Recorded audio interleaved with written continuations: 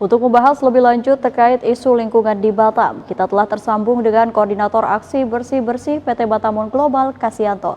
Selamat malam, Pak Kasianto. Selamat malam. Ya, Pak Kasianto, melihat Hari Bumi tahun ini, bagaimana kondisi lingkungan di Batam saat ini menurut Anda? Oke, sebelumnya ini dengan siapa kalau boleh tahu? Putri, saya Putri dari Oke, Batam Mbak TV. Putri. Ya.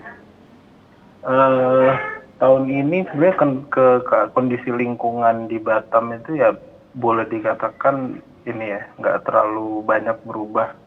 Bahkan dari data yang kita himpun, diskusi kami dengan DLH juga per 2024 itu kapasitas produksi sampah harian kita itu meningkat.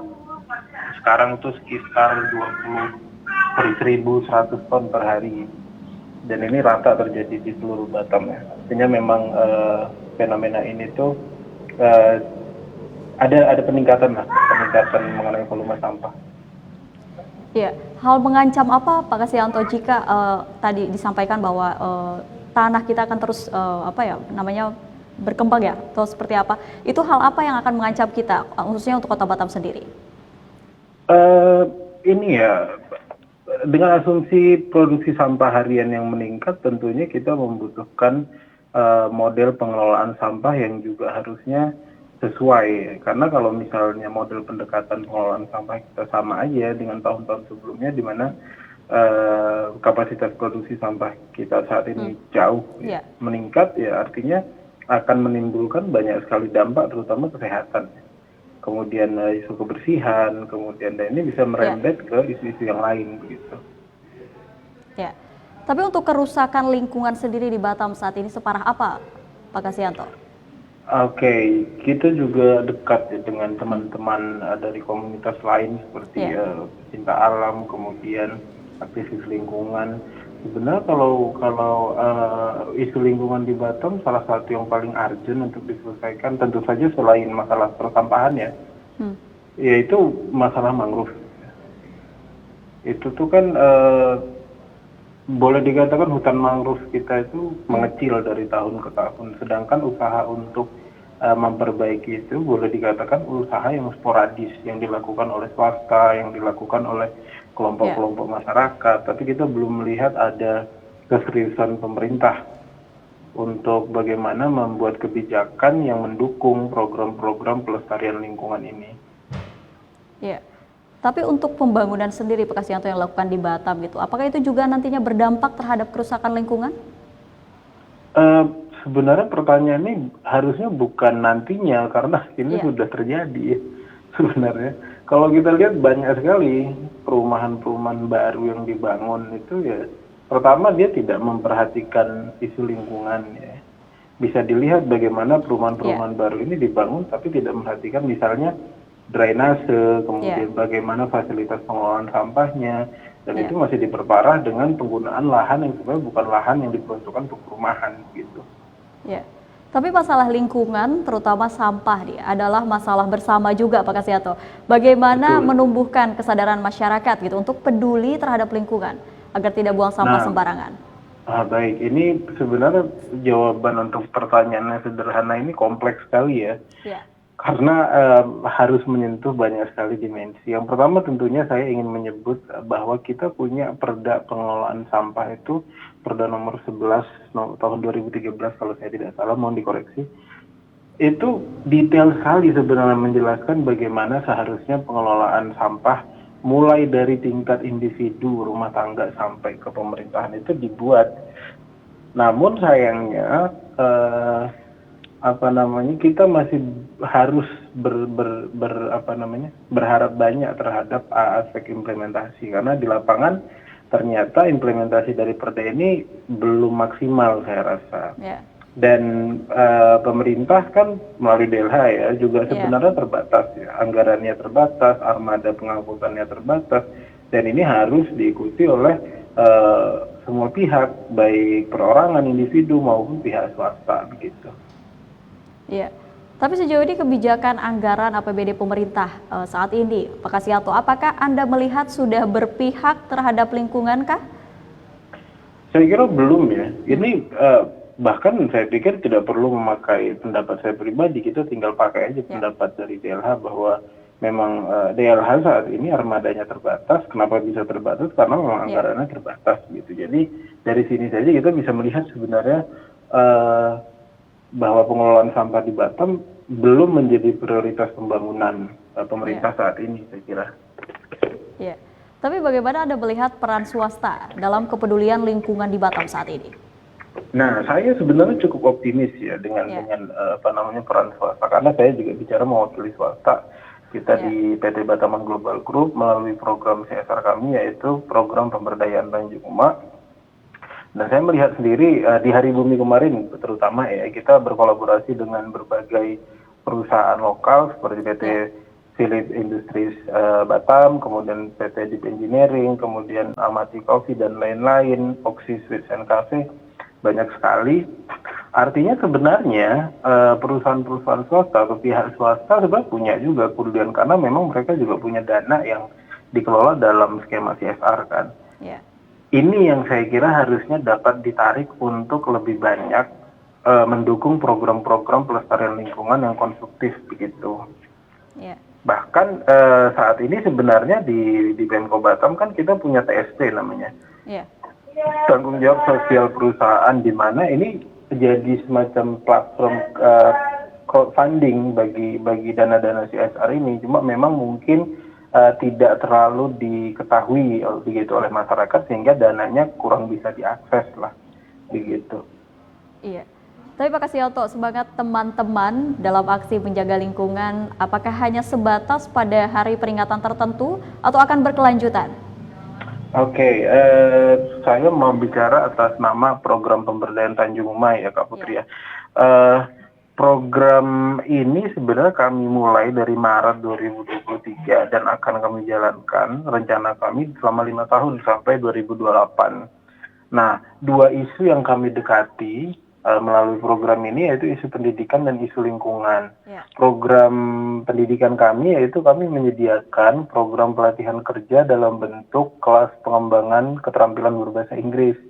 Ini untuk usia kerja, usia 18 sampai 55 di Tanjung Uma. Semuanya gratis dan teman-teman hanya perlu membayar dalam bentuk botol plastik. Nah, ini juga bentuk komitmen lingkungan kami. Nah, di isu lingkungan, inilah yang kami lakukan melalui kegiatan-kegiatan responsif yang berkaitan dengan peringatan-peringatan Hari Lingkungan, seperti Hari Bumi. Di bulan Februari lalu kami lakukan juga Hari Peduli Sampah Nasional juga.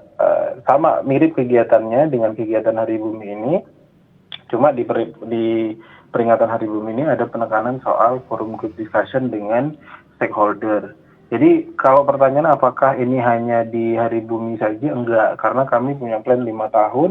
Selain kegiatan di hari-hari besar ini, kami juga melakukan paling tidak 1 kali clean up activity setiap bulan.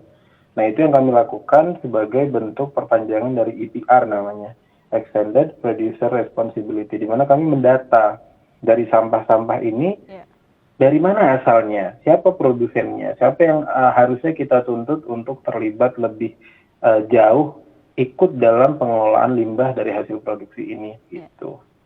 Termasuk yang kami temukan di Tanjung Uma ya, saya harus sampaikan ini bahwa salah satu produsen, salah satu penghasil sampah atau limbah plastik di Tanjung Uma itu adalah produsen air mineral lokal kita di Batam. Jadi kami berharap sebenarnya ada tindakan yang lebih konstruktif, yang lebih sistematis, di mana akhir kita bergerak bersama untuk sama-sama mengelola sampah dari hasil produksi teman-teman di Batam ini.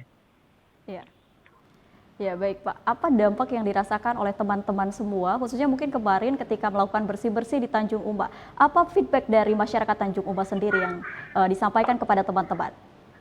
Oke, jadi memang kita dekat ya, maksudnya kita membangun komunikasi yang sangat dekat dengan masyarakat, karena ya tentunya kita berkegiatan di sini, tentunya kita sudah mengantongi izin dari pemerintah lokal seperti kecamatan dan kelurahan, dan juga kegiatan ini tidak mungkin terlaksana tanpa bantuan dari teman-teman RW dan RT setempat.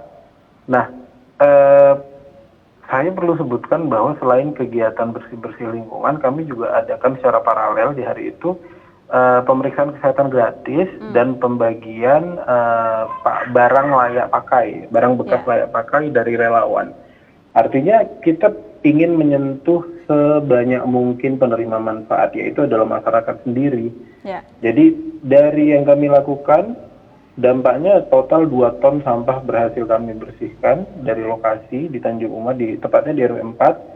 Kemudian ada sekitar 60 penerima manfaat pemeriksaan kesehatan gratis, utamanya lansia, karena memang kami sampaikan ke warga bahwa terutama lansia, walaupun tidak lansia juga boleh, tapi memang ini ditujukan khusus untuk lansia. Bahkan ada beberapa relawan dokter yang kami utus untuk terjun ke masyarakat. Jadi betul-betul datang ke rumah warga yang tidak bisa lagi bergerak lah, maksudnya tidak leluasa lagi bergerak begitu. Baik, apa aksi nyata yang akan teman-teman lakukan ke depan, Pak Kasyanto, nantinya? Bagaimana Kak Putri? Aksi nyata yang akan teman-teman lakukan lagi ke depan?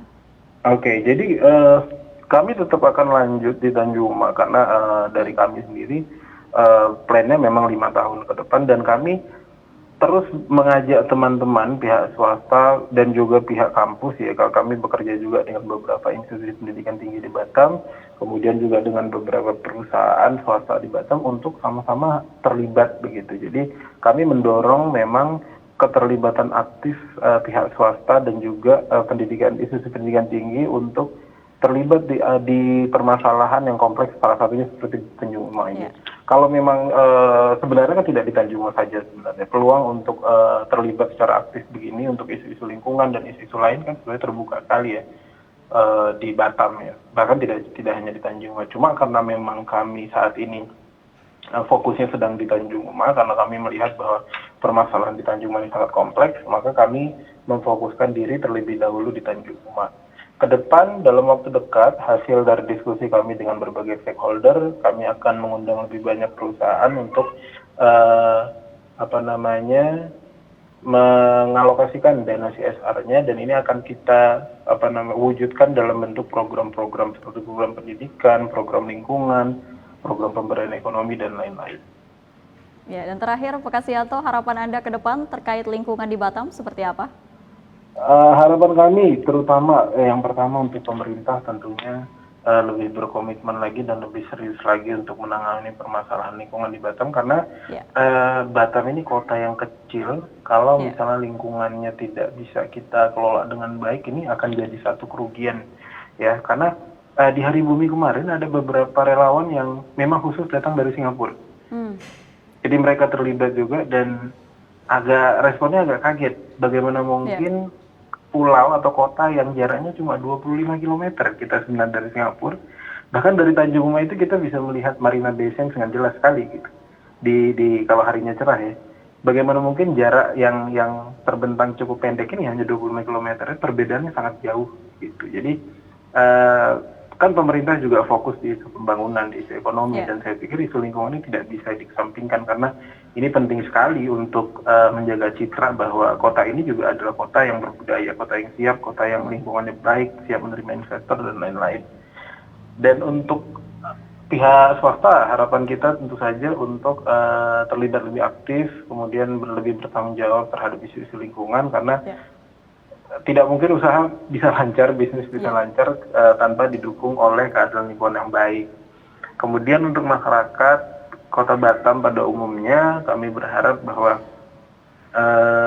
kita hidup di kota yang besar, yang luar biasa, maka kita juga harus punya kesadaran lingkungan yang baik juga. Bahwa memang kota yang baik, kota yang besar, kota yang maju itu ya masyarakat juga punya pikiran yang maju gitu. Baik Pak Kasyanto, terima kasih atas waktunya